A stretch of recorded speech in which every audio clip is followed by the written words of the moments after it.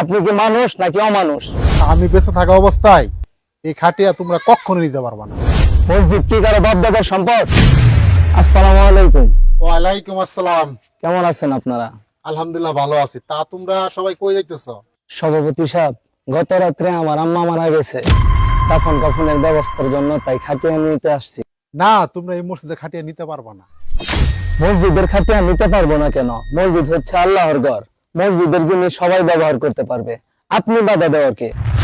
মসজিদের সভাপতি আমি, যেহেতু মসজিদ আমি চালাই, কোনটা ভালো কোনটা মন্দ আমি তোমাদের সাথে ভালোই বুঝি। তাহলে কি আপনি খাটিয়া নিতে দিবেন না? না, তোমরা এই মসজিদে খাটিয়া নিতে পারবা না। সবচেয়ে বড় কথা হইতেছে আমি বেঁচে থাকা অবস্থায় এই খাটিয়া তোমরা কখনো নিতে পারবা না। তোমরা চলে যাও। মসজিদ কি কারো বাপ-দাদার সম্পদ? আপনি খাটিয়া নিতে দিবেন না, বাধা দিচ্ছেন? আপনি কি মানুষ নাকি অমানুষ? আপনি কি ভেবে চিন্তে বলছেন? আমার মা মারা গেছে।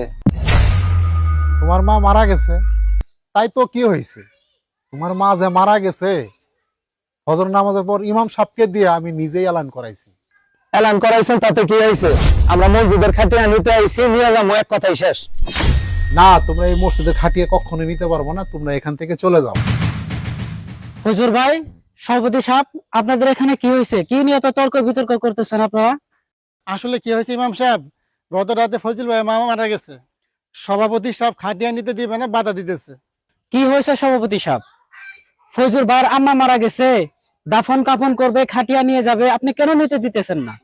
ইমাম সাহেব, মসজিদে খাটিয়া নেওয়ার জন্য বাধা দিতেছি কেন জানেন? আজ থেকে 2 বছর আগের ঘটনা। তাহলে শুনেন। আসসালামু আলাইকুম।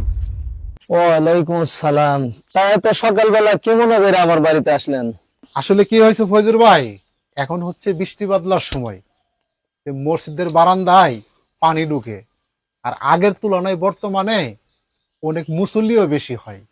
বৃষ্টি বাদলার সময় মসজিদের ভিতরে পানি ঢুকে, আগের তুলনায় বর্তমানে মসজিদে অনেক মুসল্লিও বেশি হয়। আসলে মসজিদ ফান্ডে কিছু টাকা ছিল, আর জুমার নামাজের সময় গ্রামবাসী থেকে কিছু টাকা কালেকশন করছি। সব মিলে মোটামুটি অনেক টাকাই লাগে। কিছু টাকা আছে এবং কিছু টাকা শর্ট আছে। আপনার কাছে আসছি এই জন্যে, আপনি আসলে শহরে থাকেন, এলাকার একজন বড় লোক মানুষ। আপনি যদি 1000-3 টাকা দিতেন, তাহলে এই মসজিদে যে টুকিটাকি কাজগুলো আছে, এই কাজগুলো হয়তোবা দ্রুত আমরা সারিয়ে নিতে পারতাম। কি 3000 টাকা? বড় জোর আমি 200 টাকা দিতে পারি। আর তাছাড়া হচ্ছে আপনি তো সভাপতি, আপনি তো টাকা দিতে পারেন। কি বলেন ভাই? এলাকাবাসীও দিছে, আমিও দিছি, এরপরও টাকা শর্ট পড়ছে, যার ফলে আপনার কাছে আসা হয়েছে। দেখেন ভাই, আমি 3000 টাকা দিতে পারবো না, বড় জোর আমি 200 টাকা দিতে পারি। এই নেন 200 টাকা। আর আমি এই মসজিদে আর নামাজ পড়বো না। পূর্বপাড়া মসজিদে আমার দায়িত্ব দিছে, ওখানে আমি নামাজ পড়বো। ও, এই ব্যাপার। শুনান ফজুর ভাই, আমি আপনাকে একটা কথা বলি। মসজিদ হয়েছে আল্লাহর ঘর। আপনি যেখানে দান করেন না কেন, আপনার দান কিন্তু হয়ে যাবে। আপনি আগে নিজের এলাকার মহল্লা মসজিদে আগে দান করেন, পরে না হয় আপনি অন্য মসজিদে দান করলেন। আপনি নিজের এলাকার হক নষ্ট করে অন্য এলাকায় দান করতেছেন। আপনার দান হয়ে যাবে, কিন্তু আপনি পরিপূর্ণ সওয়াবটা পাবেন না। আগে না হয় নিজের এলাকার মসজিদ, মাদ্রাসা, রাস্তাঘাট এগুলো না হয় আগে কাজ করেন। নিজের এলাকার মানুষ না খায় মরে, আর আপনি অন্য এলাকায় দান করতেছেন। এটা কেমন কথা হলো ভাই? আসলে কি ইমাম সাহেব, বিষয়টা আমি ওরকম ভাবি নাই। আর সভাপতি সাহেব, আসলে আমার অনেক বড় ভুল হয়ে গেছে, আমার এরকম আর ভুল হবো না। ইমাম সাহেব, ফজল ভাইয়ের ভুলটা যদি বুঝতে পারছে, আসলে ওনার আম্মা মারা গেছে, খাটিয়া আটকানোর উদ্দেশ্য আমার ছিল না। বিষয়টা হলো কি, এই জন্য আমি আটকাইছি যাতে ওনার এই ভুলটা ধরাই দিতে পারে।